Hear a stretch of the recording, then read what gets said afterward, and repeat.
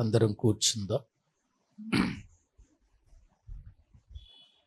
ప్రభునందు ప్రియమైన దేవుని బిడ్డలారా, దేవుని మహా ఉన్నతమైన ప్రేమను బట్టి మరోసారి మనం దైవ సన్నిధానములో కూడుకొని ఈ రీతిగా ప్రభుని స్తుతించుటకు, ప్రభుని గణపరచుటకు ప్రభువారు మనకు అనుగ్రహించిన ఈ మంచి అవకాశాన్ని బట్టి మనం ప్రభుని ఎంతగానో స్తుతించవలసిన వారమై ఉంటున్నాం. మనము గత కొన్ని దినాలుగా ప్రతి శనివారము సామెతల గ్రంథాన్ని ధ్యానం చేస్తూ ఉన్నాము. ఈరోజు కూడా మరికొన్ని సంగతులు వాక్యములో నుండి మనము చూద్దాం. చిన్న ప్రార్థన చేసుకొని వాక్య భాగములోనికి వెళదాం. మమ్ములను అతిమికిలిగా ప్రేమించిన మా ప్రియ పరలోకపు తండ్రి, మీ ఘనమైన శ్రేష్టమైన నామానికి వందనాలు చెల్లిస్తూ ఉన్నాం. నీ మహాప్రేమను బట్టి, నీ ఉన్నతమైన కృపను బట్టి మమ్ములను నీ సన్నిధానములో ప్రభువా, మా కుటుంబాలను కాచి కాపాడి భద్రపరిచి మీ సన్నిధిలో ప్రభువా ఈ రీతిగా గడిపే గొప్ప భాగ్యాన్ని మీరు మాకు కలిగించినందుకై మీకు స్తోత్రములు చెల్లిస్తూ ఉన్నాం. ఇంతవరకు పాటల ద్వారా మీరు ఘనపరచబడ్డారు. తిరిగి నీ వాక్యము దగ్గరికి వెళ్ళుచుండగా నీ పరిశుద్ధాత్మ సహాయము, నడిపింపు నాకు అనుగ్రహించండి. వినుచున్నవారు మేలు పొందినట్లుగా సహాయము చేయండి. మరోసారి నీ మాటలు ప్రభువా మా జీవితానికి మేము అన్వయించుకొని మా ఆత్మీయ జీవితములో మేము బలపడటానికి, నిత్య జీవము కొరకై సిద్ధపడటానికి తగిన సహాయము చేయండి. నీ సన్నిధిలో ఉన్నటువంటి మేము నిత్యము కూడా మమ్ములను మేము పరిశీలన చేసుకుంటూ మా లోపాలను ప్రభువా మేము నీ వాక్యము చేత గుర్తించి సరిచేసుకొనుచు పరిశుద్ధమైన పరిపూర్ణమైన స్థితిలో నిన్ను ఆరాధించినట్లుగా మమ్మల్ని చేయండి. నీ కృపలో మమ్మల్ని అందరినీ బలపరచండి. ఇక్కడ కూర్చున్న వారు మాత్రమే కాక లైవ్ ద్వారా ఎంతమంది నీ మాటలు వింటున్నారో వారిని కూడా మీరు ఆదరించి బలపరిచి ఆధ్యాత్మికమైన స్థితిలో ఫలించేవారిగా చేయమని ప్రార్థిస్తూ మీ చేతులకు మమ్మల్ని మేము అప్పగించుకొనుచు యేసుక్రీస్తు ప్రభువు పేరిట ప్రార్థించి స్తుతించి వేడుకుంటున్నాము తండ్రి, ఆమేన్. మంచిది. ప్రభునందు ప్రియులారా, దైవ గ్రంథములో నుండి సామెతల గ్రంథము 8వ అధ్యాయము 6వ వచనము నుండి 9వ వచనం వరకు వాక్యములో నుండి మనము సందర్భాన్ని చదువుకుందాం. సామెతల గ్రంథము 8వ అధ్యాయము 6వ వచనము నుండి 9వ వచనం వరకు చదువుకుందాం. శ్రేష్టమైన సంగతులను చెప్పెదను వినుడి. నా పెదవులు యథార్థమైన మాటలు పలుకును. నా నోరు సత్యమైన మాటలు పలుకును. దుష్టత్వము నా పెదవులకు అసహ్యము. నా నోటి మాటలన్నీయు నీతి గలవి. వాటిలో మూర్ఖత అయినను కుటిలత అయినను లేదు. అవి అన్నీయు వివేకికి తేటగాను, తెలివి నొందిన వారికి యథార్థముగాను ఉన్నవి. చాలండి. ప్రభునందు ప్రియులారా, సామెతల గ్రంథము అనగానే మనకు జ్ఞాపకం రావలసినటువంటి వ్యక్తి జ్ఞాని అయిన సొలొమోను. సొలొమోను మంచి జ్ఞానము కలిగిన వాడిగా, ఆ జ్ఞానము దేవుని యొద్ద నుండి పొందినటువంటి వానిగా మనం చూస్తూ ఉన్నాం. అతడు మాట్లాడినటువంటి ప్రతి మాట చాలా విలువైనది. ఎందుకంటే దేవుని నుండి పొందినటువంటి ఆ జ్ఞానంతో అతడు సామెతలు రాశాడు, కీర్తనలు రాశాడు, వృక్షశాస్త్రం రాశాడు, జంతు శాస్త్రాన్ని రాశాడు. అనేక రకాలైనటువంటి చెట్లను గూర్చి అతడు రాసి దేవుని యొక్క సన్నిధిలో ఆ మాటలన్నిటినీ కూడా తన గ్రంథంలో దేవుడు వ్రాయించటానికి ఇష్టపడేంతగా అతడు దేవునిలో కొనసాగినటువంటి సందర్భాలు దైవ గ్రంథంలో మనము చూస్తున్నాం. దారి తప్పిన జీవితంలో అతడు పొరపాటులు చేసిన దైవ జ్ఞానము చేత మరలా అతడు త్రిప్పబడి దేవుని కొరకు అతడు బ్రతికినటువంటి జీవితం ఒక ఉన్నతంగా మనకు బైబిల్ గ్రంథంలో మనకు కనబడుతుంది. ఎప్పుడైనా మనం దైవ గ్రంథములో నుండి ఒక వ్యక్తి బలహీనతలను గురించి మాట్లాడుకుంటున్నప్పుడు నేను బలవంతుడని, నేను బాగానే ఉన్నాను, నాలో ఏ పొరపాటులు లేవు అనే ఆలోచన మనకు రాకూడదు. ఎందుకంటే మానవులంగా, మనుషులంగా మనకు తెలియకుండా దేవునికి అయిష్టమైనటువంటి కార్యాలు కనబడవచ్చు, చేయవచ్చు.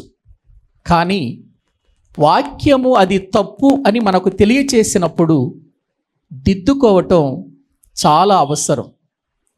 ఒక భక్తుడు ఇలా అన్నాడు, మనుషుడు తెలియక తప్పు చేయటం సహజమే, కానీ ఆ తప్పును వాక్యము గద్దించినప్పుడు ఒప్పుకోవటం, సరిచేసుకోవటం అనేది అది దైవ లక్షణం అని అన్నాడు. కాబట్టి వాక్యము అద్దము అని అన్నాడు బైబిల్లో. వాక్యము అద్దం. అద్దం ముందుకు మనము వెళ్ళగానే, అద్దము ముందు మనము నిలబడినప్పుడు, మన లోపాన్ని అద్దం చూపిస్తున్నప్పుడు వెంటనే దాన్ని మనం ఏం చేస్తామంటే సరిచేసుకుంటాం, జాగ్రత్త పడతాం. మన ముఖం మీద ఏదైనా మచ్చ కనబడగానే తుడిచి వేసుకుంటాం. అలాగే వాక్యము దగ్గరకు మనం వచ్చినప్పుడు, వాక్యము మన లోపాన్ని మనకు తెలియచేస్తున్నప్పుడు దిద్దుకోవటం అనేది చాలా అవసరమని వాక్యము మనకు చెబుతూ ఉంది. వాక్యము చేత ఎంతసేపు మనము దిద్దబడతామో అంతగా దైవ పరిపూర్ణతలోనికి మనము వస్తాం. ఈ సంగతి నేటి క్రైస్తవ జనాంగానికి అర్థం కావాలి.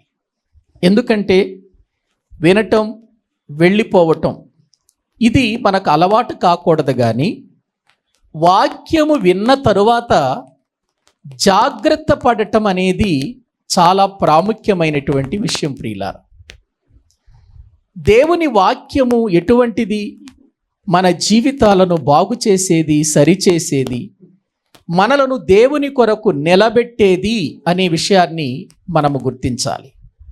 అందుకే సామెతల గ్రంథంలో ఇప్పటి వరకు మనము చెప్పుకుంటున్నటువంటి మాటలలో అతి ప్రాముఖ్యంగా మనకు కనబడుతుంది ఏంటంటే, జ్ఞానము ఘోషించుచున్నది, జ్ఞానము కేకలు వేయుచున్నది, వీధులలో, రాజమార్గాలలో, సంత వీధులలో అది కేకలు వేస్తుంది.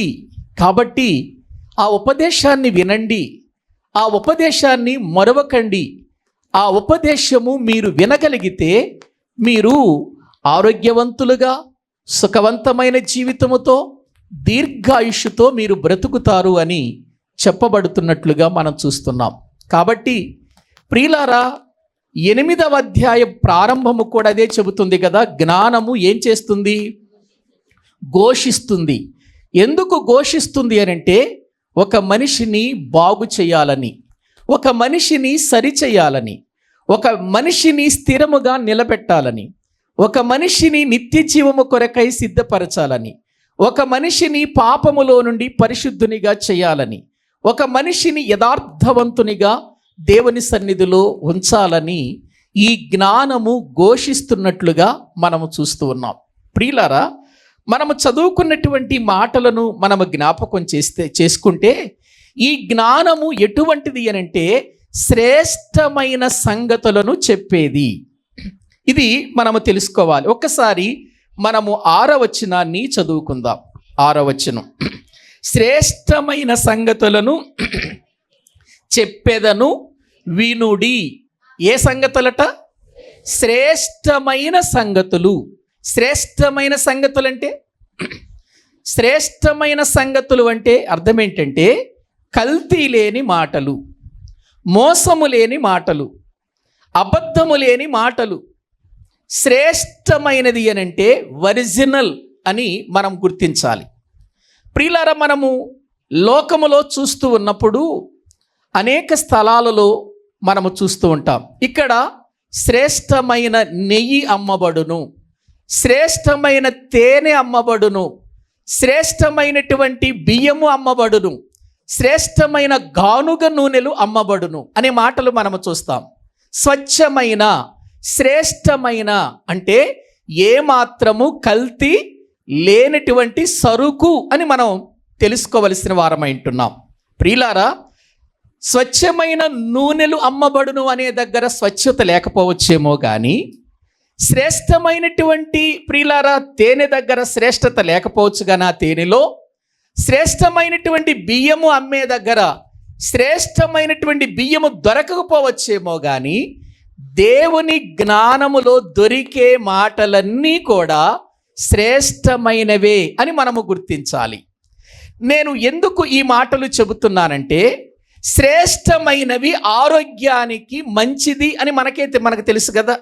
ఏవండి, మనము కూరగాయలు కానీ లేక సరుకులు కానీ కొనేటప్పుడు అవి మంచివా కాదా అని మనం తెలుసుకుంటాం.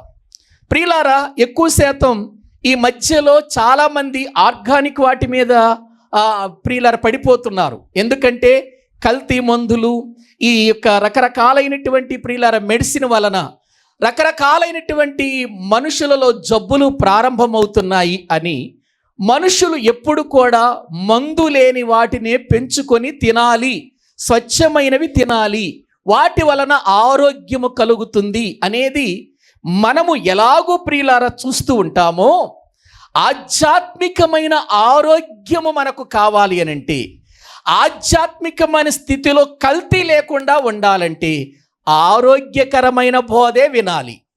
ఆరోగ్యకరమైన బోధే మనం విన్నప్పుడు ప్రియులారా ఆరోగ్యకరమైన ఆత్మీయ జీవితంలో మనము ఎదుగుతాం.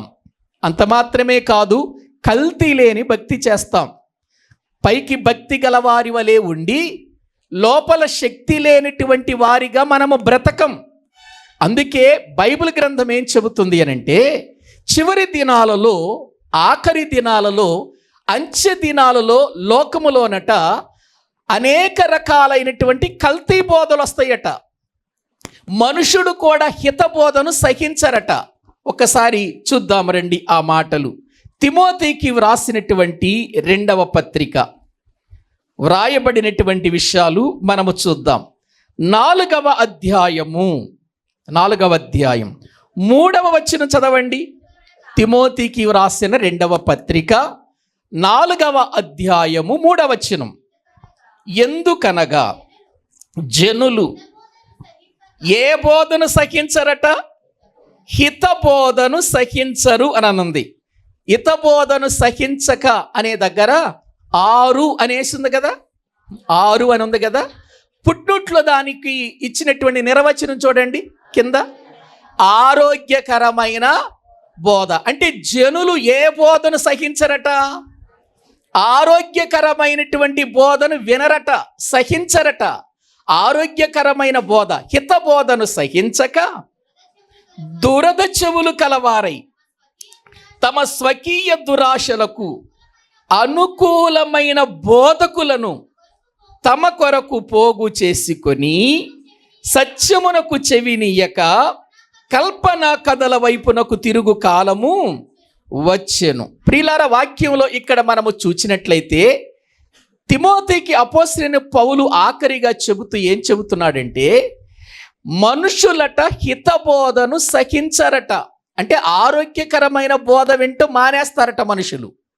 మరి ఏ బోధ వాళ్ళకి కావాలట? ఏమండి, దురద చెవులు కలిగిన వారై కల్పనా కథలు చెప్పే బోధలు కావాలి. ఏ బోధలు కావాలి? ఖండించే బోధలొద్దు. ఈరోజు ప్రజలకు సరి చేసుకోండి అని చెప్పే బోధలొద్దు. బాగు చేయబడండి అనే బోధలొద్దు. మీరు ప్రేమ కలిగి ఉండండి, సమాధానము కలిగి ఉండండి, ఐక్యత కలిగి ఉండండి, ఈ బోధలొద్దు. ప్రజలకు ఇప్పుడు ఏం బోధలు కావాలంటే దురద చెవులకు కావలసిన బోధలు కావాలి. దురద చెవులు అనంటే ఏంటి ప్రియులారా? దురద చెవులు అనంటే వాళ్ళ యొక్క జీవితాలలో వారి యొక్క ఆలోచనల ప్రకారం, వారి తలంపుల ప్రకారమే బోధలు కూడా ఉండాలి. ఎటువంటి బోధలు అనంటే కల్పన కథలు. ఏమండి, బైబిల్ గ్రంథములో ఉన్న దేవుని మాటలేమో శ్రేష్టమైనవైతే, దేవుని మాటలు వాస్తవమైన మాటలైతే, ఇప్పుడు వాస్తవమైన మాటలు వద్దంట ప్రజలకు. ఏ బోధ కావాలట? కల్పించి చెప్పే కథలు కావాలట. కల్పన కథలు అంటే ఏంటి? కథ అంటేనే కల్పించేది. కథ అంటే వాస్తవం కాదది. కథ అంటే కల్పించేది. ఒక కథ, ఒక సినిమాకు ఒక కథ రాయాలి, ఒక సీరియల్కు ఒక కథ రాయాలి. వాస్తవాలు రాస్తారా, కల్పించి ఊహించి రాస్తారా? అవి ఊహించి కల్పించి కథలు రాస్తారు.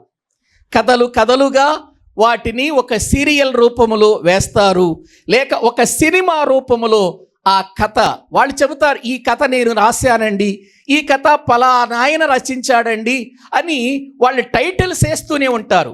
అది కథ, అది కల్పించింది అని ఒకవేళ టైటిల్లో వేసిన ఆ కథ లోపల ప్రియులారా ఉన్నటువంటి ఆ కథను ప్రియులారా మనకు దృశ్యరూపకంగా మనకు చూపిస్తున్నప్పుడు ఆ కథలో వాళ్ళు ఏడిస్తే మనం ఏడుస్తాం, వాళ్ళు నవ్వితే మనము నవ్వుతాం, వారు ప్రియులారా దుఃఖపడితే మనము దుఃఖపడతాం.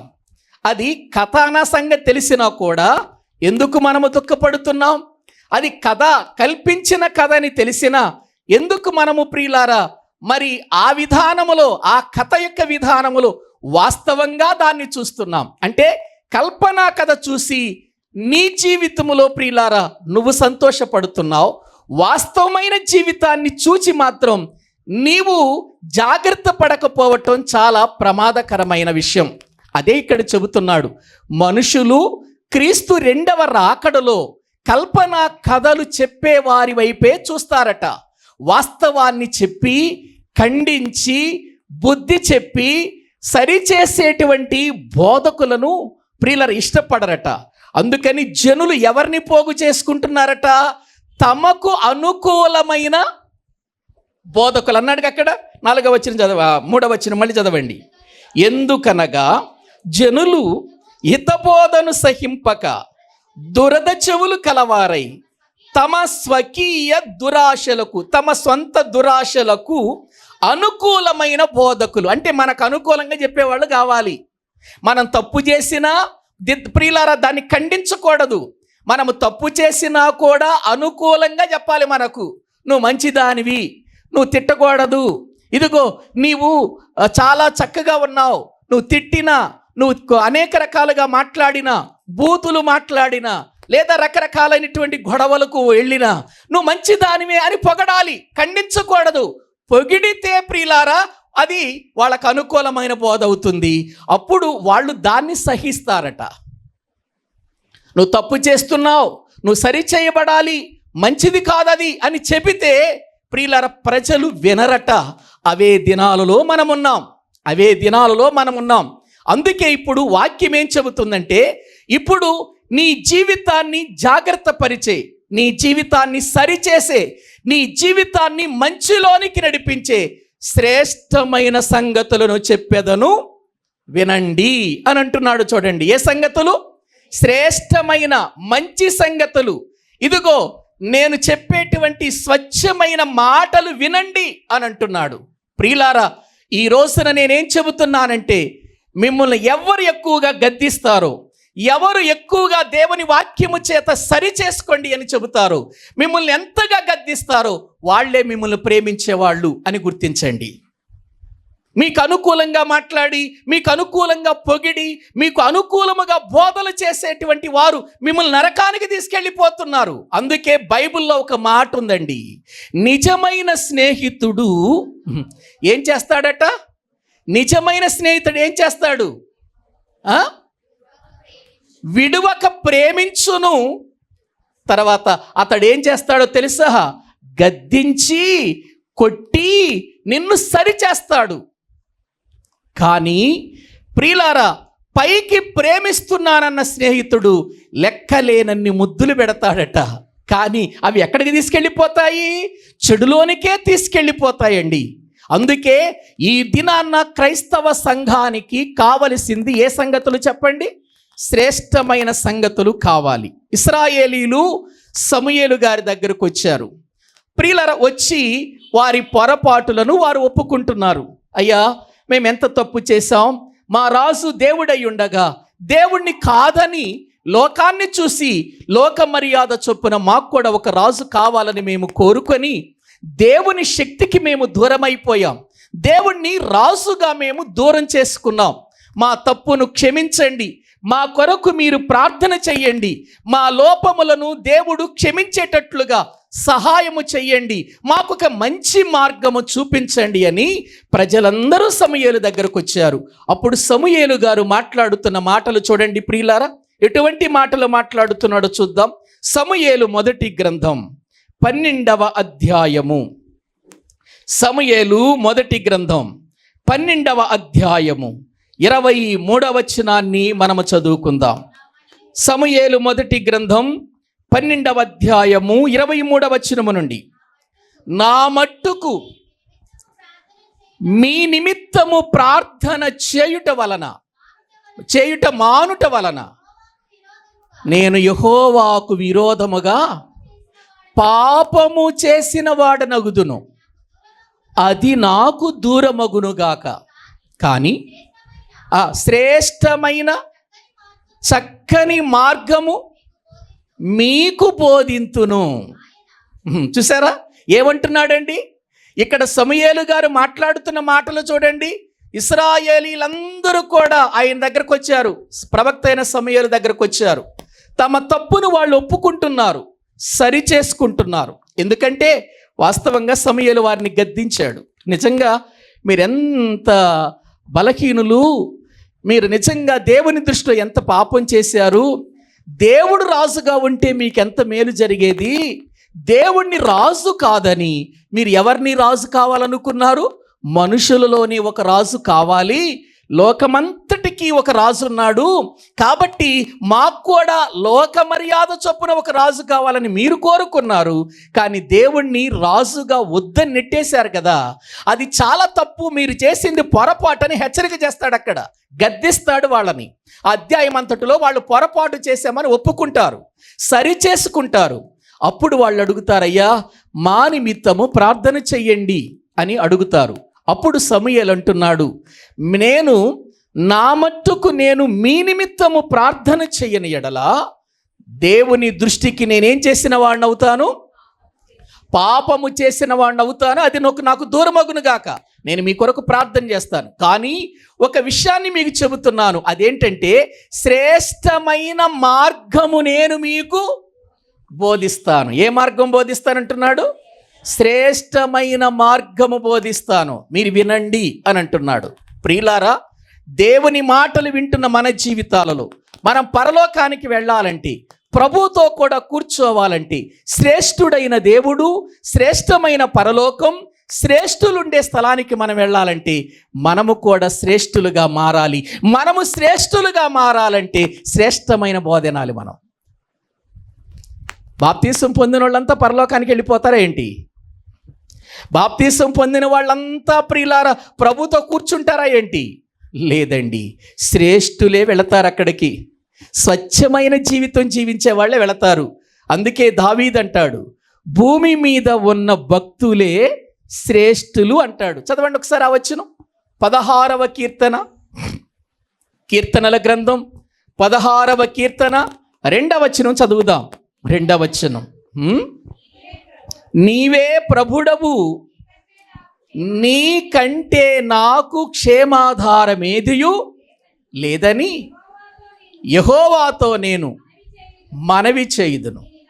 నేను ఇలాగంటాను, భూమి మీద ఉన్న భక్తులే శ్రేష్ఠులు, వారు నాకు కేవలము ఇష్టులు. చూసారా ప్రియులారా, వాక్యంలో మనము చూస్తున్నాం ఎవరు శ్రేష్ఠులట? భూమి మీద ఉన్న భక్తులే అని అన్నాడు. భక్తులంటే ప్రార్థనకు వచ్చే వాళ్ళంతా భక్తులేనా? ప్రార్థన చేసే వాళ్ళంతా భక్తులేనా?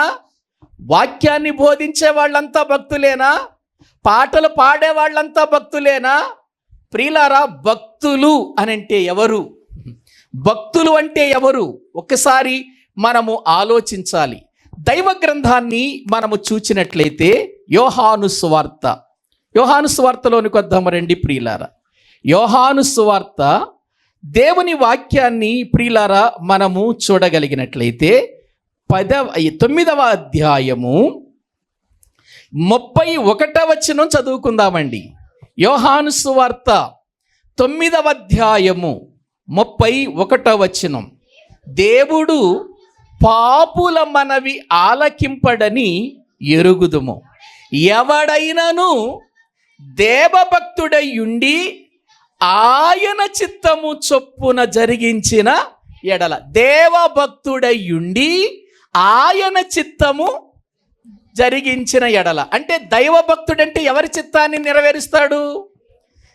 దైవ చిత్తాన్ని, దేవుని ఇష్టాన్ని నెరవేరుస్తాడు. అది దైవభక్తుడు. అది దావీదులో మనము చూస్తాం. ఎందుకంటే దేవుడే దావీదును గుర్చిచ్చిన సాక్ష్యం, అతడు నా ఉద్దేశములన్నీయు నెరవేర్చినవాడు, నా చిత్తాన్ని నెరవేర్చినవాడు. దావీదును గురించి దేవుడిచ్చిన సాక్ష్యం అండి. కాబట్టి ఇప్పుడు దావీదు భక్తుల లిస్టులోకి వస్తాడా రాడా? వస్తాడు. ఎందుకు వస్తాడు? అతడు ఎవరి చిత్తాన్ని నెరవేర్చాడు? దైవ చిత్తాన్ని నెరవేర్చాడు. దైవ చిత్తాన్ని నెరవేర్చాడు గనుక దావీదు భక్తునిలోనికి వస్తాడు. ఎవడైనను దైవ భక్తుడయ్యుండి దేవుని చిత్తమును నెరవేరిస్తే వారి ప్రార్థన దేవుడు వింటాడు అని వాక్యంలో మనము చూస్తున్నాం. మరి ఈ రోజున భక్తులము అని చెప్పుకుంటున్నాం కదా మనం. మరి దైవ చిత్తాన్ని నెరవేరుస్తున్నామా? మనందరికీ తెలుసండి, తండ్రి చిత్తము జరిగించని వాడు పరలోకమునకు ప్రవేశింపడని బైబిల్ చెబుతుంది. బాప్తీసం తీసుకునే వాళ్ళంతా పరలోకానికి వెళతారు అని బైబిల్ చెప్పలేదు. తండ్రి చిత్తాన్ని నెరవేర్చిన వాడే పరలోకానికి వెళతాడు. వాడు ఏ లిస్టులోకి వస్తాడంటే దైవభక్తి లిస్టులోకి వస్తాడు, భక్తుని లిస్టులోకి వస్తాడు. భక్తుని లిస్టులోకి ఎందుకు వస్తాడంటే, నీవే నా ప్రభుడవు, నీకంటే నాకు క్షేమాధారం ఏదియూ లేదని దేవుని మీద ఆధారపడతాడు.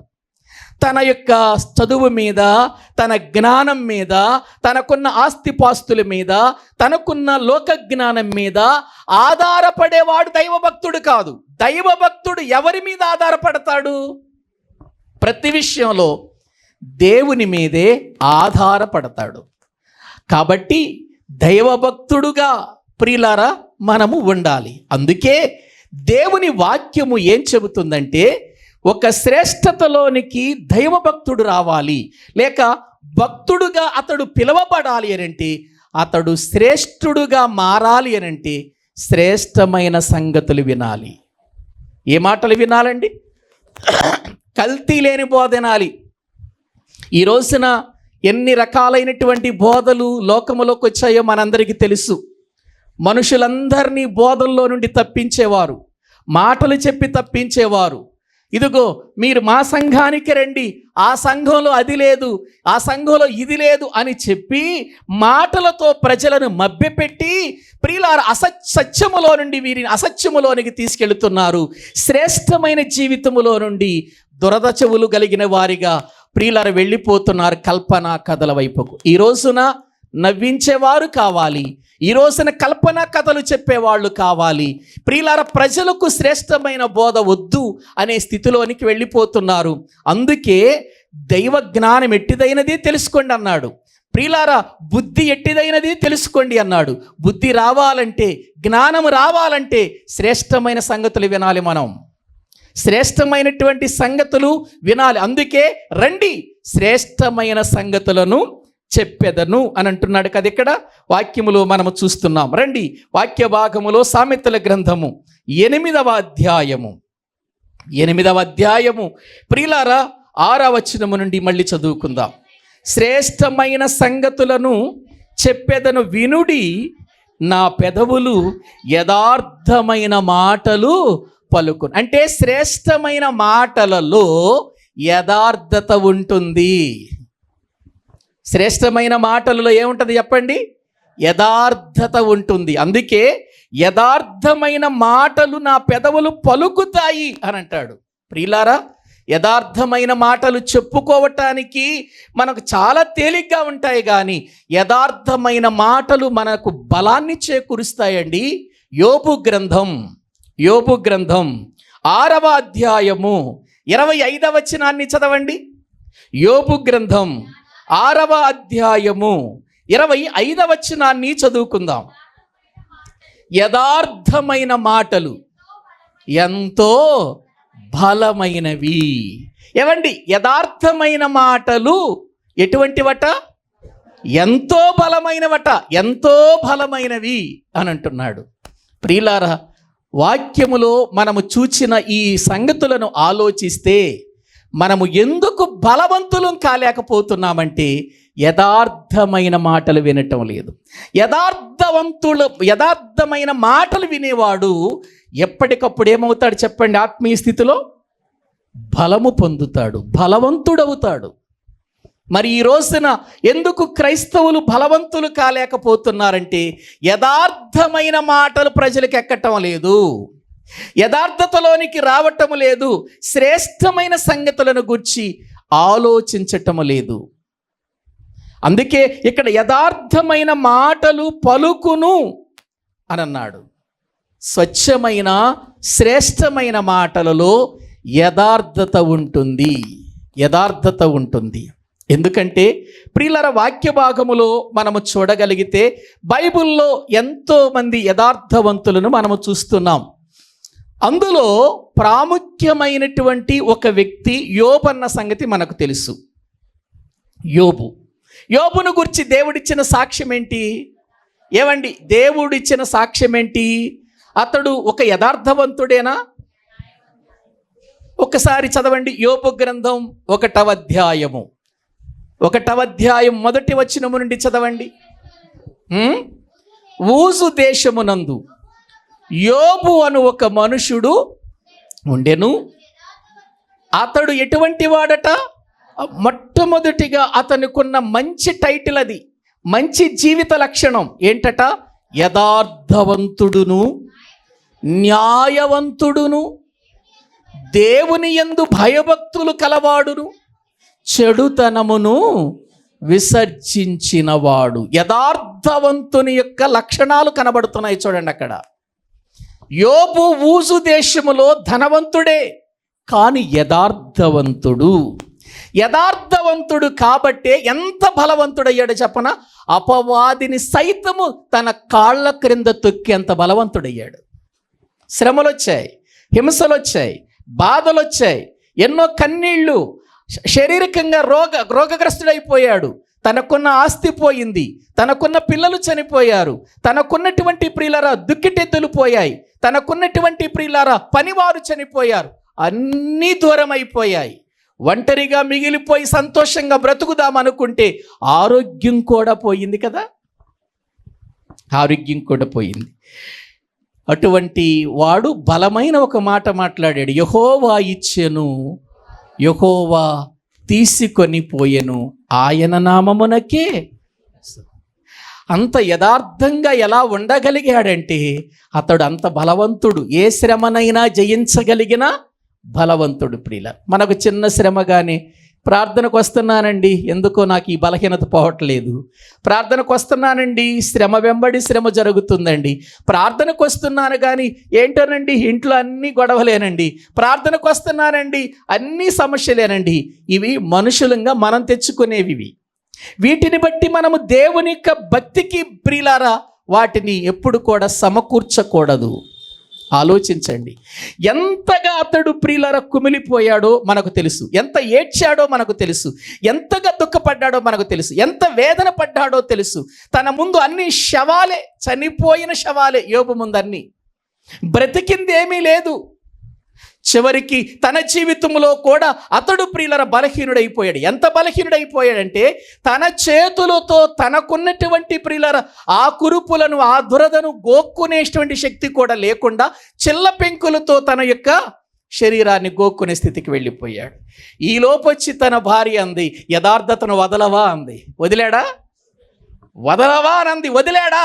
వదలలేదు. ఎందుకు వదలలేదంటే శ్రేష్టమైన సంగతులు విన్నాడు, శ్రేష్టమైన సంగతులలో ఉన్నాడు, యథార్థమైన మాటలు వింటున్నాడు. ఆ యథార్థమైన మాటలు ఆయన ఎంత బలంగా సమకూర్చాయో చూడండి.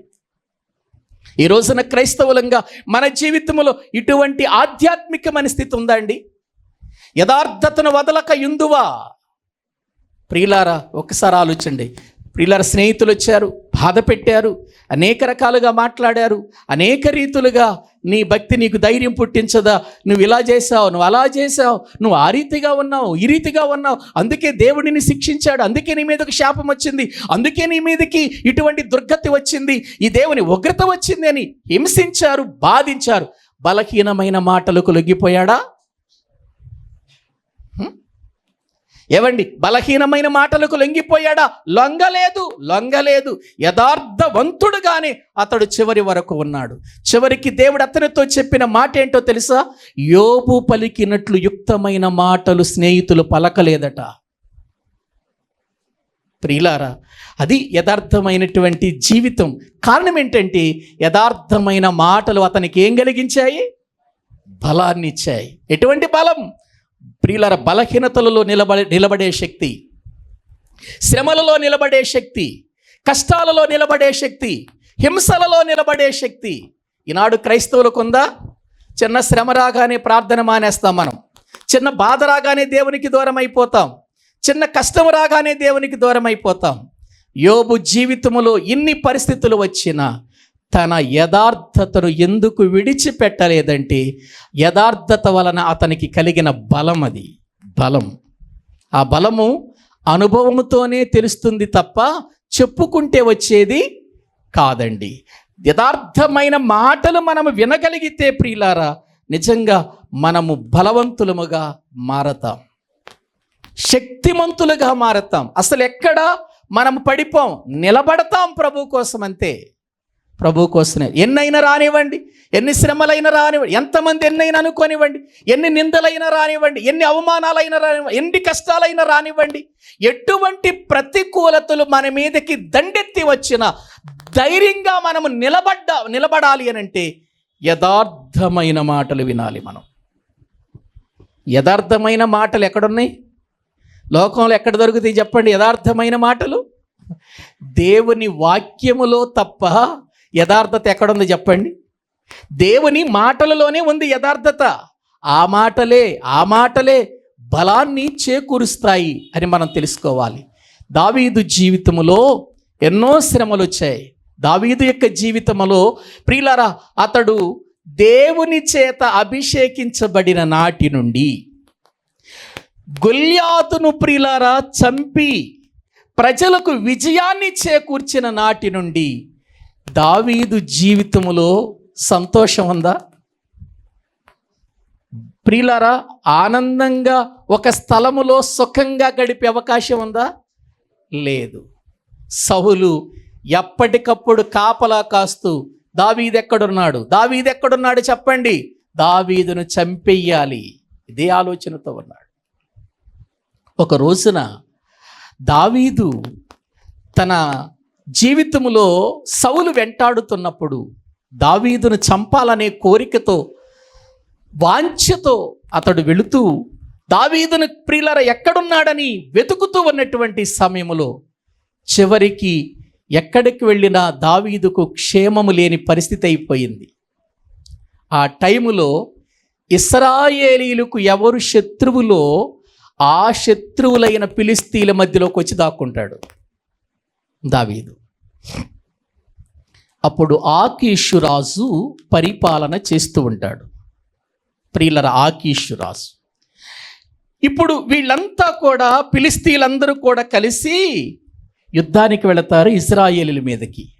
అప్పుడు దావీదు అంటాడు, రాజా నేను కూడా వస్తాను నీతో యుద్ధానికి అని అంటే, సరే వచ్చాయి, మాతో యుద్ధానికి నువ్వు బలవంతుడు కదా, నువ్వు శక్తిమంతుడు కదా, యుద్ధానికి వచ్చాయంటే యుద్ధానికి బయలుదేరతాడు దావీదు గారు. ఎవరితో? ఫిలిస్తీన్లతో, ఆకీష్ రాజుతో బయలుదేరతాడు. బయలుదేరిన తర్వాత అప్పుడు ఫిలిస్తీన్లందరూ కూడా దావీదును చూస్తారు. దావీదు ఫిలిస్తీన్లకి ఎవరు అసలు వాస్తవానికి? శత్రువు కదా. ఈ ఫిలిస్తీన్ల సర్దారుడైనటువంటి గొల్లియాతును చంపింది ఎవరు? దావీదే. ఏ గొల్లియాతును చంపాడో ఆ జనాంగం మధ్యలోకి వెళ్ళిపోయాడు. ఇప్పుడు సౌలు ప్రియులర చంపుతూ ఉన్నప్పుడు ఇప్పుడు ప్రజలందరూ చూశారు, ఆకీష్ రాజా ఏంటి దావీదుని వెంట తీసుకొస్తున్నావు యుద్ధంలో? దావీదు ఎవరో తెలుసా? ఆ రోజు మన సర్దార్ అయినటువంటి గొల్లియాతును చంపినవాడు. మనతో యుద్ధానికి వస్తున్నాడు అనుకుంటున్నావా? అతడు గనుక యుద్ధానికి వస్తే మేము రాము.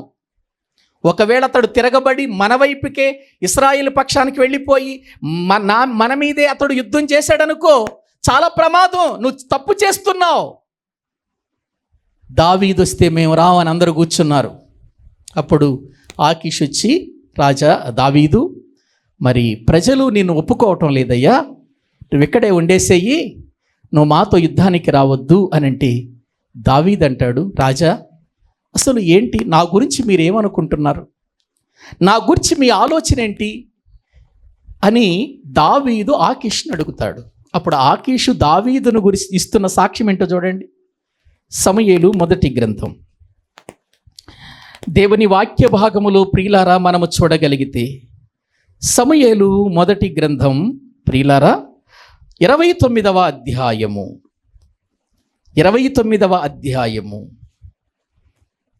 5వ వచనము నుండి చదవండి. 29వ అధ్యాయము 5వ వచనము నుండి, సౌలు 1000 కొలదిగాను దావీదు 10,000 కొలదిగాను హతము చేసిరని వారు నాట్యమాడుచు గాన ప్రతిగానము చేయుచు పాడిన దావీదు ఇతడే కదా అని అతనితో చెప్పిరి. కాబట్టి ఆకీషు దావీదుని పిలిచి, యెహోవా జీవము తోడు, నీవు నిజముగా యథార్థపరుడవై ఉన్నావు, దండులో నీవు నాతో కూడా సంచరించుట నా దృష్టికి అనుకూలమే. నీవు నా యొద్దకు వచ్చిన దినము నుండి నేటి వరకు నీ యందు ఏ దోషమును నాకు కనబడలేదు. సర్దారులు నీ యందు ఇష్టము లేక ఉన్నారు. చదవండి.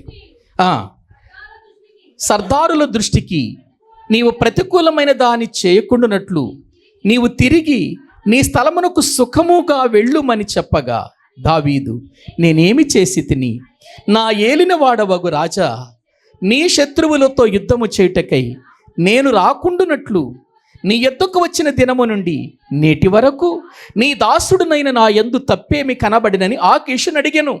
అందుకు ఆకీషు, దైవదూత వలె నీవు నా దృష్టికి కనబడుచున్నావని నేను ఎరుగుదునయ్యా. నన్ను ఎందుకు యుద్ధానికి రావద్దంటున్నారు? మీ యొద్దకు వచ్చిన దగ్గర నుంచి నేనేమైనా తప్పు చేశానా? ఏమన్నా తప్పుగా మాట్లాడానా?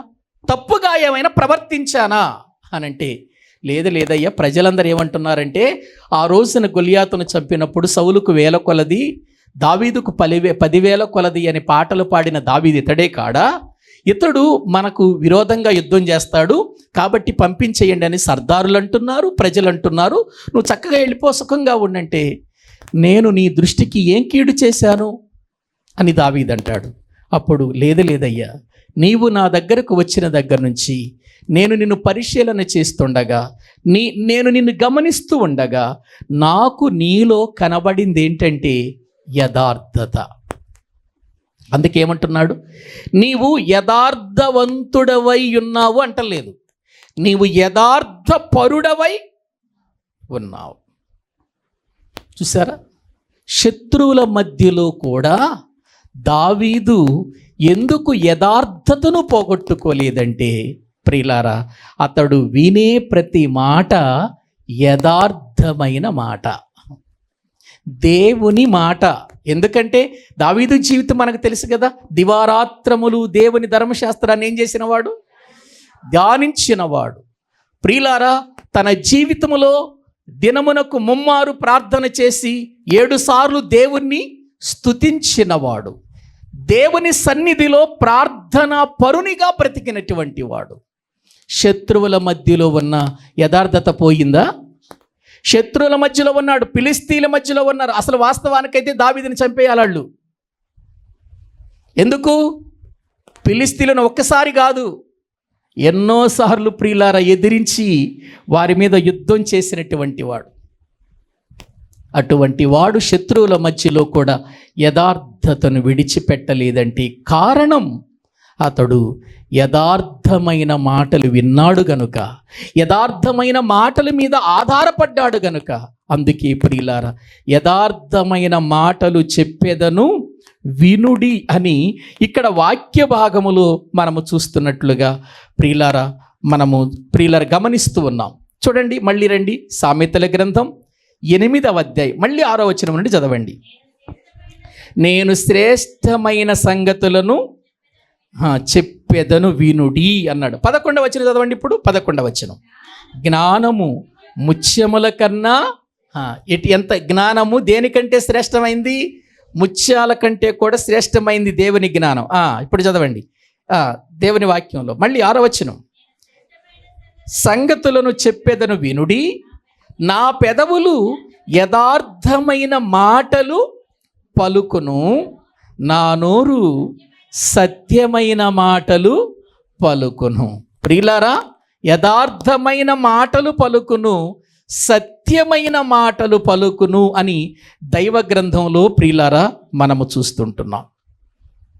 సత్యమైన మాటలు అంటే, సత్యమైన మాటలు అని అంటే ప్రియులారా, ఎక్కడ అపవిత్రత అనేది లేని వాస్తవమైనటువంటి సంగతులు అని మనము గుర్తించాలి. వాస్తవమైనటువంటి విషయాలు వాక్యంలో మనకు తెలుసు. సత్యము అంటే యేసుక్రీస్తే సత్యం కదా. యేసుక్రీస్తు ఏమన్నాడు? నేనే మార్గమును సత్యమును జీవమునై ఉన్నాను, నా ద్వారా తప్ప ఎవడును తండ్రి యొద్దకు. ప్రియులారా, ఆయన మాట్లాడిన ఆ మాట ఎంత వాస్తవమో. నేనే సత్యం అన్నాడు. నేనే సత్యం, నా నోటి నుండి వచ్చే ప్రతి మాట సత్యం. అంతే కదా. సత్యము నోట్లో నుంచి ఏమొస్తుంది? సత్యమే వస్తుంది. ప్రియులారా, ఆలోచించారా? సత్యము నోట్లో నుంచి సత్యమే వస్తుందండి. సత్యవంతుని నోట్లో నుంచి సత్యమే వస్తుంది. కాబట్టి ఇప్పుడు యేసుక్రీస్తు నోటిలో నుండి వచ్చిన మాటలు కూడా ఏంటవి? సత్యమైన మాటలే కదా. అందుకే నీ వాక్యమే సత్యము అన్నాడు. ఇంకొక విషయం చెప్పనా? తన పిల్లల విషయంలో, రక్షించబడిన వారి విషయంలో ఆయన చివరిగా 17వ అధ్యాయం యోహాను సువార్తలో ప్రార్థన చేస్తూ తన పిల్లలు దేనిలో ప్రతిష్ఠించబడాలని కోరుకున్నాడు? సత్యమందు ప్రతిష్ఠించబడాలని కోరుకున్నాడు. చదవండి ఒక్కసారి ఆ మాటలు వాక్య భాగములో. రిఫరెన్స్ చెప్పి చదవాలి చదివేవాళ్ళు. యోహాను సువార్త 17వ అధ్యాయము 17వ వచనం, సత్యమందు వారిని ప్రతిష్ఠ చేయుము, నీ వాక్యమే సత్యము. చదవండి, నీవు నన్ను లోకమునకు పంపిన ప్రకారము నేనును వారిని లోకమునకు పంపితిని, వారును సత్యమందు ప్రతిష్ఠిత చేయబడినట్లు వారి కొరకై నన్ను ప్రతిష్ఠ చేసుకొనుచున్నాను. చూడండి ఆ మాటల యొక్క విధానం, ఆ మాటలు గమనించండి ప్రియులారా. యేసుక్రీస్తు ప్రభువారు తండ్రికి ప్రార్థన చేస్తూ ఏమంటున్నాడంటే, ప్రభువా, ఇదిగో వీరిని దుష్టు నుంచి కాపాడి వారు సత్యమందు ప్రతిష్ఠింప చేయబడాలి, నీ వాక్యమే సత్యం. వాక్యములో ప్రతిష్ఠింపబడాలట. వాక్యములో తన పిల్లలు ఏం కావాలట? ప్రతిష్ఠింపబడాలట. వారు సత్యమందు ప్రతిష్ఠించబడాలని నేను సత్యమందు ఏం చేయబడ్డాను? ప్రతిష్ఠించుకున్నాను. చూసారా?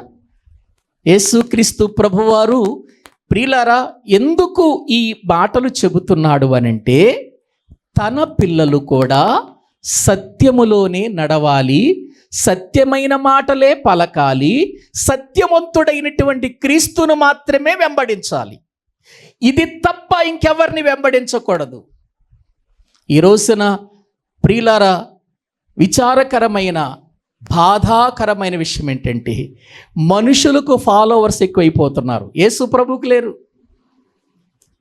ప్రభువుకు లేరు, బోధకులకు ఫాలోవర్స్ ఎక్కువైపోయారు. యేసు ప్రభువుని ఏమైనా ఏమనరు వీళ్ళు.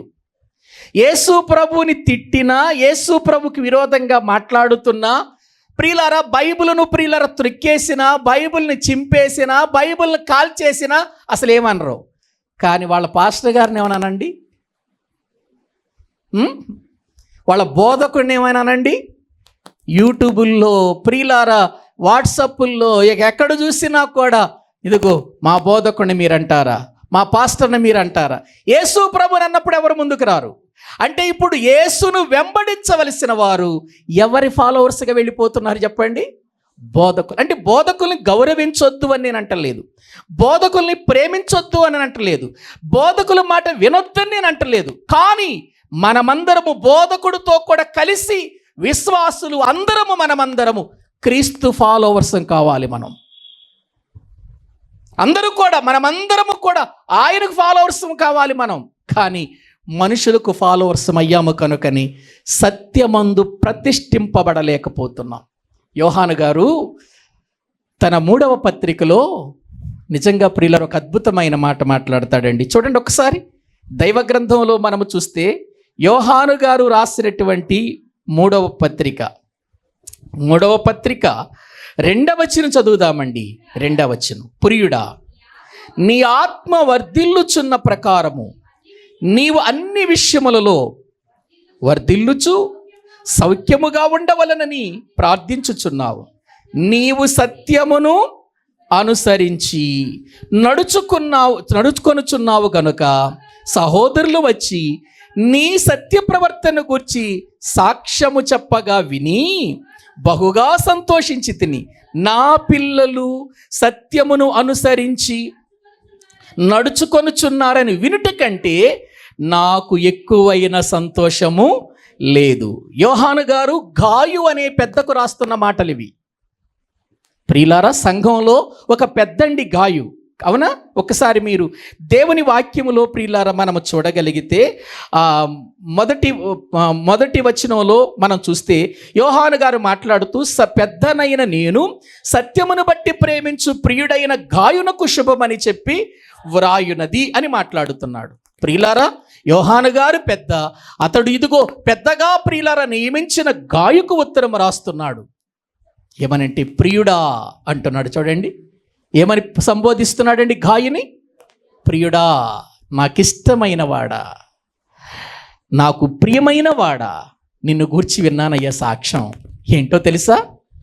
నిన్ను గూర్చి విన్న సాక్ష్యం ఏంటో తెలుసా? నీవు సత్యము విషయములో ఏం చేస్తున్నావో తెలుసా? నడుచుకుంటున్నావు.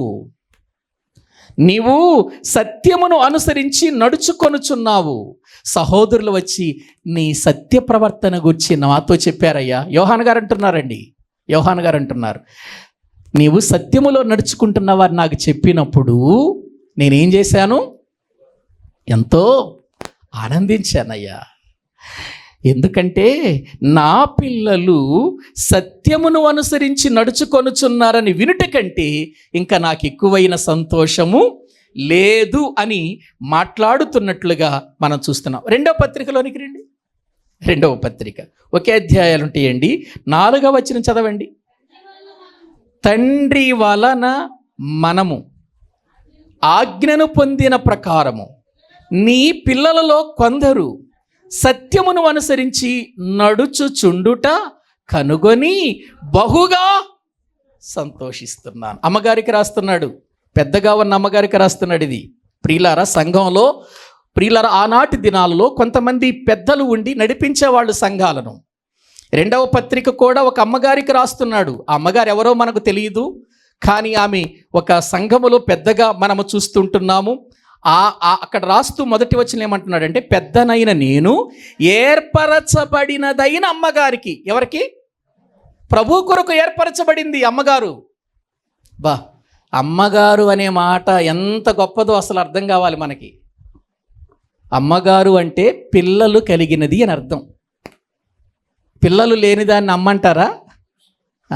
అంటారండి? అసలు అవకాశం ఉందా? లేదండి. ఎంతోమంది పిల్లలుంటే తప్ప ఆమెను అమ్మగారు అని అంటారు. ఇక్కడ యోహాను గారే ఆమెను అమ్మగారు అంటున్నాడంటే, యోహాను గారే అమ్మగారు అంటున్నాడంటే నిజంగా ఆమె ఎంత ఆధ్యాత్మికమైన స్థితిలో జీవిస్తుందో మనం అర్థం చేసుకోవాలి. అమ్మగారికిని ఆమె పిల్లలకు శుభమని చెప్పి రాయనిది అన్నాడు. అంటే అమ్మగారికి పిల్లలు ఉన్నారా? ఏ పిల్లలు? లోక సంబంధమైన పిల్లలా?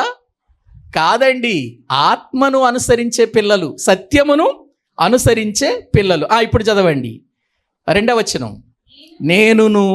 నేను మాత్రమే కాక సత్యము ఎరిగిన వారందరూ మనలో నిలుచుచు మనము ఎల్లప్పుడూ ఉండు సత్యమును బట్టి మిమ్మును నిజముగా ప్రేమించుచున్నాము.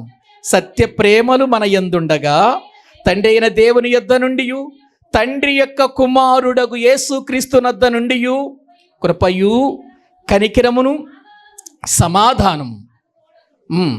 చదవండి. తండ్రి వలన మనము ఆజ్ఞను పొందిన ప్రకారము నీ పిల్లలలో కొందరు సత్యమును అనుసరించి నడుచుకొనుచుండుట కనుగొని బహుగా సంతోషిస్తున్నాను.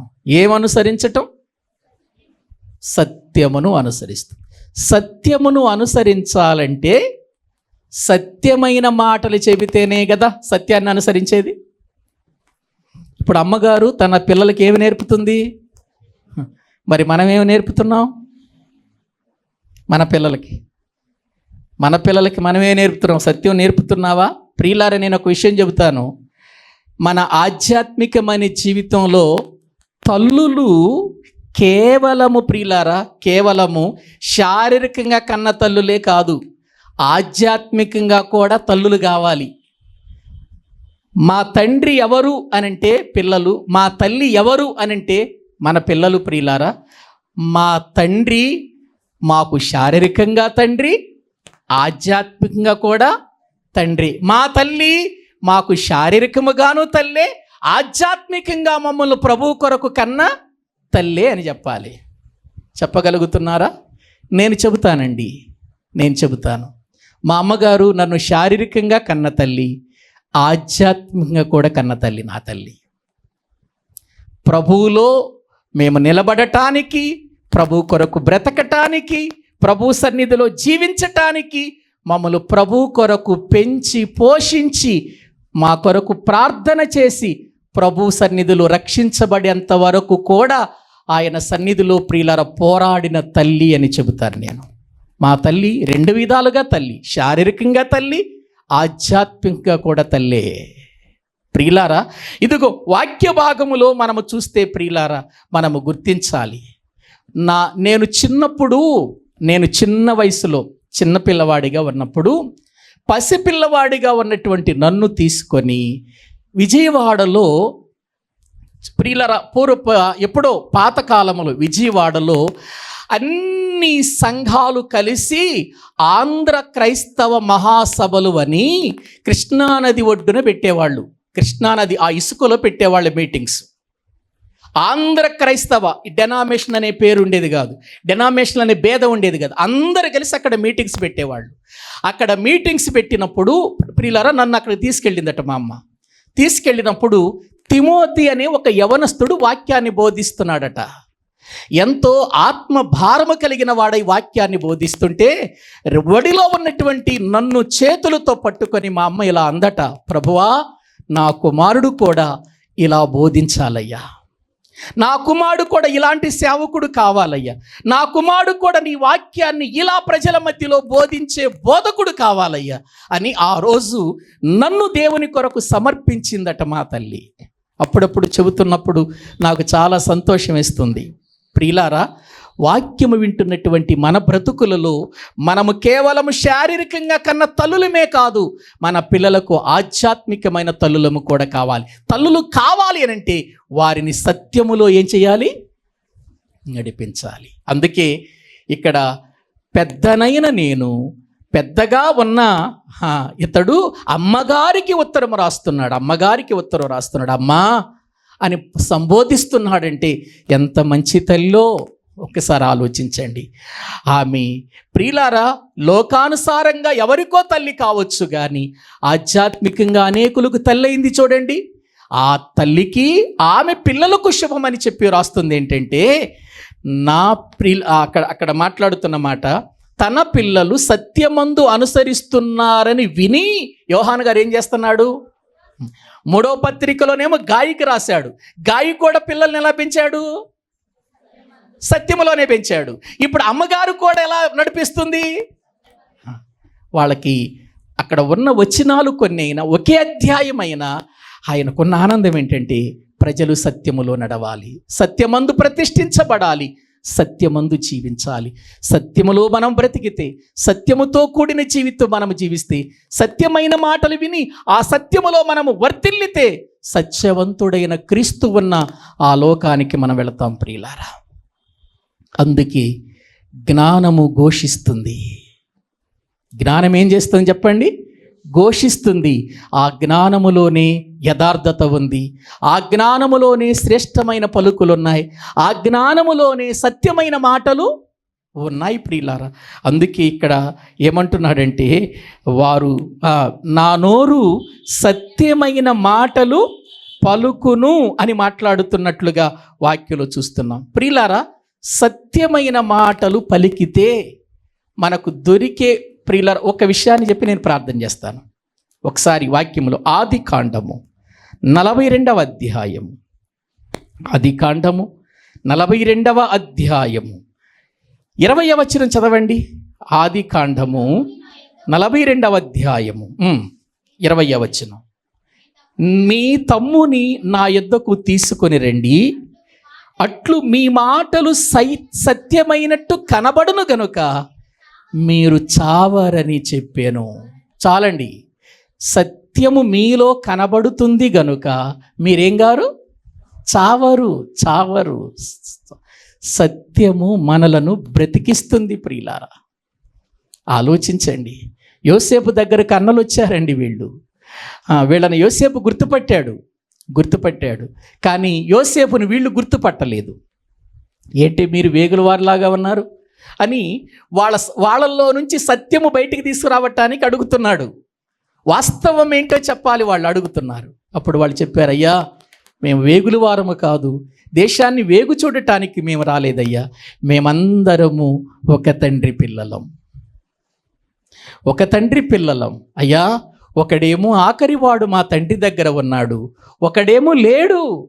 లేడని వాడే తన ముందుంది.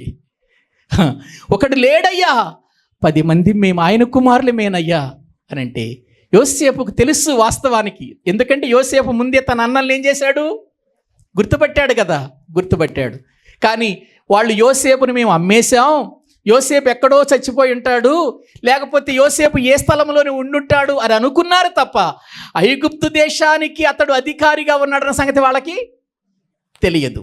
కానీ యోసేపును అధికారిగా దేవుడు చేశాడు, నిలబెట్టాడు. ప్రియులారా, తన అన్నలు వచ్చారు, ఇదిగో మీరు వేగుల వారిలాగా ఉన్నారు, ఒకేసారి 10 మంది వచ్చారు, ఆహారం అంటున్నారు, ఏంటి మీరు, మీ పరిస్థితి ఏంటి అని అడుగుతున్నాడు. లేదయ్యా మేము వేగుల వారము కాదు అని అంటూ బాధపడుతున్నారు. వారి హృదయాల్లో ఒక బాధ ఉంది. అరే, అనవసరంగా మన తమ్ముడిని మనం ఆ రోజు గుంట్లో పడేసి అమ్మేసాం, వాడి దోష శిక్ష ఈరోజు మనం ఏం చేస్తున్నాం? అనుభవిస్తున్నాం అని అనుకుంటున్నారు వాళ్ళు. అనుకుంటూనే, లేదయ్యా మేము ఒక వ్యక్తి కుమారులము, మేము 10 మందిమి, ఇదిగో ఒకడేమో మేము 12 మందిమైతే 10 మంది వచ్చాం, ఒకడేమో ఆఖరివాడు తండ్రి దగ్గర ఉన్నాడు, ఒకడేమో లేడు అని అంటే, అప్పుడు యోసేపు అన్నాడు, మీరు వెళ్ళి ఆఖరివాడిని తీసుకురండి అన్నాడు. ఎందుకంటే ఆఖరివాడెవరు? బెన్యామీను. ఏమండి, బెన్యామీను ప్రియులారా, యోసేపు ఇద్దరు ఒకరికి పుట్టిన వాళ్ళే కదా, ఒక తల్లికి రాహేలుకు పుట్టినటువంటి వాళ్ళు వీళ్ళు. కాబట్టి ఇప్పుడు 10 మందిని చూశాడు, ఆఖరి వాడిని చూడాలి అని అంటే ఇప్పుడు ఇదిగో వాళ్ళతో మాట్లాడుతున్నాడు. మీరు వెళ్ళి మీరు చెప్పినట్టు నిజమే అయితే, అది సత్యమే అయితే ఆఖరి వాడిని వెంట పెట్టుకుని తీసుకురండి, అప్పుడు మీరు సత్యము పలికిన వారవుతారు. సత్యము పలికితే మీరు చావరు, ఒకవేళ అది అబద్ధమైతే మాత్రం మీరేమైపోతారు? చనిపోతారు. ప్రియులారా, దేవుని మాటలు మనము గుర్తించాలి. సత్యము ఎప్పుడు జీవింపచేస్తుంది, అబద్ధము మనిషిని హత్య చేస్తుంది. అందుకే అపవాదిని గురించి మాట్లాడుతూ, ఆది నుండి వాడు అబద్ధికుడు, వాని స్వభావమును అనుసరించే మాట్లాడును. ఆది నుండి వాడు అబద్ధికుడు గనుక నరహత్య చెయ్యాలనే ఆలోచన వాడికి ఉంది. అబద్ధములో ఆలోచన ఉంది, సత్యములో ఏముంది చెప్పండి ప్రియులారా? బ్రతుకుంది. అందుకే నా పిల్లలు సత్యమందు బ్రతకాలి. దేవుడు కోరుకుంటున్నాడు, నా పిల్లలు చావకూడదు, నిత్య నరకానికి వెళ్ళిపోకూడదు. వీళ్ళు సత్యమందు నిలిచి జీవము కలిగినటువంటి నా దగ్గరకు వచ్చేయాలి, నిత్య జీవములోనికి వచ్చేయాలి. వీళ్ళు చావకూడదు, ఆ మరణములోనికి వెళ్ళకూడదు, ఆ నిత్య నరకంలోకి వెళ్ళకూడదు, ఆ అగ్నిగుండంలో రెండవ మరణములోనికి వెళ్ళకూడదు. నిత్య జీవము కలిగిన నా దగ్గరకు వచ్చేయాలి. ఎప్పుడు వస్తారంటే వీళ్ళు సత్యమైన మాటలు విన్నప్పుడు, సత్యవంతులుగా జీవించినప్పుడు, సత్యములో వర్ధిల్లినప్పుడు. ప్రియులారా, ఆ విధంగా మనం ఉండగలుగుతున్నామా? ఇదిగో సొలొమోను మాట్లాడుతూ, జ్ఞానము ఘోషిస్తుంది, నిన్ను బ్రతికించేది, నీకు జీవాన్ని బలాన్ని చేకూర్చేది, నిన్ను శ్రేష్ఠునిగా భక్తిపరునిగా మార్చేది ఈ జ్ఞానం. ఇది వీధులలోనికి వెళ్ళిపోయింది, రాజమార్గాలలోనికి వెళ్ళిపోయింది, ఇది సందులలోనికి వెళ్ళిపోయింది, సంత వీధులలోనికి వెళ్ళిపోయింది. ఘోషిస్తుంది. రండి, ఈ జ్ఞానం వినండి, మీరు శ్రేష్టమైన సంగతులు వినండి, యథార్థవంతులుగా బ్రతకండి. ఇది యథార్థమైనటువంటి మాటలు ఇందులో ఉన్నాయి, జ్ఞానముతో కూడిన మాటలు ఉన్నాయి, పరిశుద్ధత కలిగిన మాటలు ఉన్నాయి, సత్యమైన మాటలు కలిగి ఉన్నాయి. ఈ మాటలు వినండి. మీరు సత్యమందు నడుచుకోవాలని, సత్యమందు ప్రతిష్ఠత చేసుకున్నాను నేను అని అంటున్నాడు యేసు ప్రభు. అవును ప్రియులారా, సత్యము కోసం నిలబడ్డాడు ఆయన. సత్యము కోసం ఆయన పిలాతు ముందు నిలబడ్డాడు. ప్రియులారా, పిలాతు అడుగుతున్నాడు, నీవు యూదుల రాజువేనా చెప్పు, నేను నిన్ను విడిపిస్తాను అని అంటే, ప్రియులారా, యేసు ప్రభు ఏమన్నాడు తెలుసా? అవును, నేను పరలోకము నుండి దిగి వచ్చాను, నా రాజ్యము ఈ లోక సంబంధమైనది కాదు, నా రాజ్యము పర సంబంధమైనది, సత్యమును గూర్చి సాక్ష్యమిచ్చుటకు నేను పుట్టానన్నాడు. ఎందుకు పుట్టానన్నాడు? సత్యమును గూర్చి సాక్ష్యమిచ్చుటకు నేను పుట్టానన్నాడు. సత్యమును గూర్చి సాక్ష్యమిచ్చిన ప్రభు లోకం చంపింది కానీ పరలోకం ఆహ్వానించింది. లోకం చంపింది సత్యాన్ని పరలోకం ఆహ్వానించింది. ఈ రోజున పరలోకములు తండ్రి కుడి పార్శ్వమున కూర్చున్నాడు ఆయన. మనము కూడా ఆయన ప్రక్కకు వెళ్ళాలంటే, మనము కూడా ఆయన చెంతకు చేరాలంటే, ఆయన ప్రక్కన కూర్చొని ఆ నిత్య జీవములో మనము కూడా సంతోషంగా ఉండాలంటే, మనము కూడా శ్రేష్టమైన సంగతులను, యథార్థమైన మాటలను, సత్యమైనటువంటి మాటలను వింటూ సత్యములో జీవిస్తూ నిత్య జీవాన్ని పొందుకోవటానికి ఇష్టపడదాం. తలలు వంచండి, ప్రార్థన చేసుకుందాం. తలలు వంచండి, ప్రభు సన్నిధిలో మనం ప్రార్థన చేసుకుందాం. ప్రియమైన సహోదరుడా, ప్రియమైన సహోదరి, ఈ దినాన్న దేవుడు మనతో మాట్లాడుతున్నాడు, మన జీవితాలను హెచ్చరిక చేస్తూ ఉన్నాడు. నిజమే, లోకములో ఎక్కడ చూసినా కలవరమైన బోధ వినబడుతుంది. ఇదిగో ఎక్కడ చూసినా ఎక్కువ శాతం హితబోధ వినబడటం లేదు. ఇదిగో అనుకూలమైన బోధకులు వచ్చేశారు, దురాశను నేర్పించే వాళ్ళు వచ్చేశారు, కల్పన కథలు చెప్పేవారు వచ్చారు. ప్రజలు సత్యములో నుండి దారి తప్పుతున్నారు, సత్యములో నుండి తప్పిపోతున్నారు వారు. అందుకే యేసుక్రీస్తు వారు వెళ్ళిపోతూ తండ్రితో అంటున్నాడు, తండ్రి, వీరిని సత్యమందు ప్రతిష్ఠిత చెయ్యి నాయనా. దుష్టుడు లోకములో ఉన్నాడయ్యా, సత్యము నుండి వీరు తప్పిపోతారయ్యా, శ్రేష్టమైన జీవితాన్ని పోగొట్టుకుంటారయ్యా, శ్రేష్టమైన భక్తిలో నుండి తొలగిపోతారయ్యా. వీరు అలా కావద్దు నాయనా. తండ్రి, వారు సత్యమందు ప్రతిష్ఠిత కావాలని నన్ను నేను సత్యమందు ప్రతిష్ఠించుకుంటున్నాను. అబద్ధము చెబితే నేను లోకములో సిలువ నుండి తప్పించబడేవాడిని. అబద్ధము చెప్పినట్లయితే నేను ఆ భయంకరమైన మరణము నుండి తప్పించబడిన వాడిని. కానీ అబద్ధము చెబితే నా పిల్లలు అబద్ధికులు అవుతారు, వారు అబద్ధికులైతే వారు నరకానికి వెళ్ళిపోతారు. అందుకే మరణము నా మీదికి వచ్చిన, కొరడా దెబ్బలు నా మీద పడిన, ప్రక్కలో బల్లెపు పోటు పొడిచిన, తల మీద ముళ్ళ కిరీటము పెట్టిన, ముఖము మీద కాండ్రిచ్చి ఉమ్మి వేసిన, గడ్డము పట్టుకొని లాగిన, ముళ్ళ కిరీటము పెట్టిన, కాళ్ళల్లో చేతుల్లో మేకులు కొట్టిన, వీపంతా నాగల చాళ్ల వలె దున్నబడిన, సత్యమే చెబుతున్నాను తండ్రి, నన్ను నేను సత్యమందు ప్రతిష్ఠించుకుంటున్నానయ్యా. నా పిల్లలు కూడా అదే సత్యములో నడవాలి. శ్రమలు వచ్చినా, కష్టాలు వచ్చినా, ఇరుకులు వచ్చినా, ఇబ్బందులు వచ్చినా, అనేక రకాలైనటువంటి ప్రతికూలతలు వచ్చినా, మరణమే తన ఎదురుగా నిలిచిన వారు సత్యములో వర్ధిల్లాలి, సత్యమును అనుసరించి నడవాలి. వారు నేనున్న స్థలములోనికి రావాలని యేసుక్రీస్తు వారు మన కొరకు చేసిన ప్రార్థన, ఆ త్యాగం వ్యర్థం చేయొద్దండి. ఆ త్యాగం వ్యర్థం చేయొద్దు. నాయన, ఎన్నోసార్లు సత్యములో నుండి తొలగిపోయానయ్యా. నన్ను బట్టి నా సేవకుడు ఆనందించాలయ్యా. నా పిల్లలు సత్యమందు నడుస్తున్నారని సంతోషించాలయ్యా. నా పిల్లలు సత్యమందు అనుసరించి జీవిస్తున్నారని ఆనందించాలి నాయన. అటువంటి జీవితం నాకు పెట్టండి ప్రభు అని అందరము కూడా కొన్ని నిమిషాలు ప్రార్థన చేద్దామండి. అందరూ కూడా